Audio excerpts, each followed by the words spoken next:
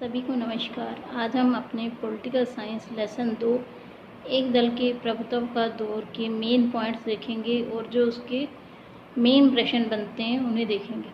तो सबसे पहले मेन पॉइंट देखते हैं। जैसे कि आप सभी जानते हैं कि भारत का जब विभाजन हुआ तो उसके सामने बहुत सी चुनौतियां थी। सबसे पहली चुनौती तो देश को एकता के सूत्र में बांधने की थी, दूसरी लोकतंत्र को कायम करने की थी।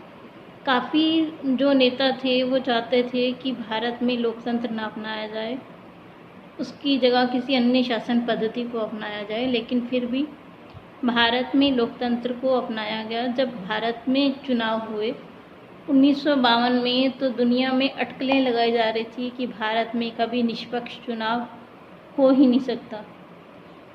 उन सभी को मात देते हुए भारत में स्वतंत्र और निष्पक्ष चुनाव करवाए गए।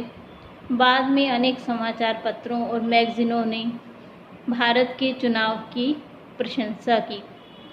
आगे देखते हैं कि जब चुनाव हुआ सबसे पहले तो उस समय 17 करोड़ मतदाता चुनाव था। उसमें 3200 विधायकों का और 489 सांसदों का चयन करने के लिए चुनाव करवाए गए। 1950 में चुनाव आयोग बना और 1951 से लेकर 1952 की अवधि तक भारत में चुनाव संपन्न हुआ पहला। तो जो पहला चुनाव है उसे अमूमन 1952 का चुनाव भी कहा जाता है। आगे देखते हैं उससे बाद। जैसा कि लेसन का नाम है एक दल के प्रभुत्व का दौर, तो 1952, 1957 और 1962 के चुनाव में कांग्रेस पार्टी सभी स्थानों पर विजयी रही। उससे भारी संख्या में बहुमत प्राप्त हुआ, लेकिन सिर्फ एक जगह थी केरल 1957 में, वहाँ पर भारतीय कम्युनिस्ट पार्टी की गठबंधन की सरकार बनी। देखिए, केरल में कुल सीटें थी 126, जो भारतीय कम्युनिस्ट पार्टी थी उसे 60 सीटें मिली। 5 निर्दलीय उम्मीदवारों का समर्थन लेने के बाद, क्योंकि आधे से अधिक सीटें चाहिए सरकार बनाने के लिए, 126 में से सिर्फ 64 सीटें ही चाहिए थी भारतीय कम्युनिस्ट पार्टी को अपनी सरकार बनाने के लिए। 60 सीटें उसकी खुद की और 5 स्वतंत्र उम्मीदवारों के समर्थन से उसने सरकार बनाई। तो सिर्फ केरल ऐसा स्थान था जहां कांग्रेस की सरकार नहीं बनी 1957 में।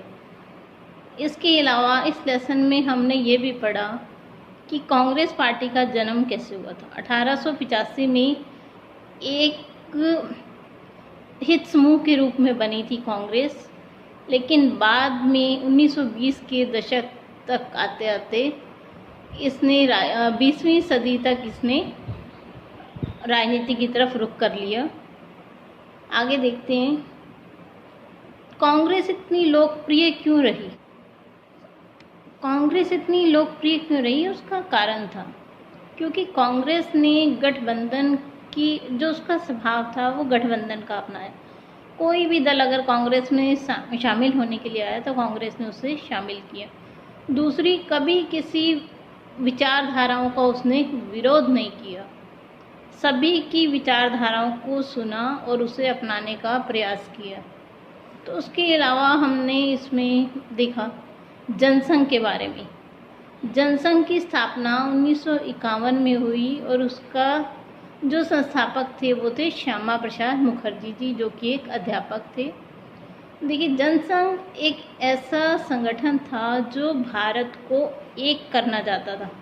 पाकिस्तान और भारत को मिलाकर एक अखंड भारत का निर्माण करना चाहता था, लेकिन इसे कुछ राजनीति में खास सफलता नहीं मिली।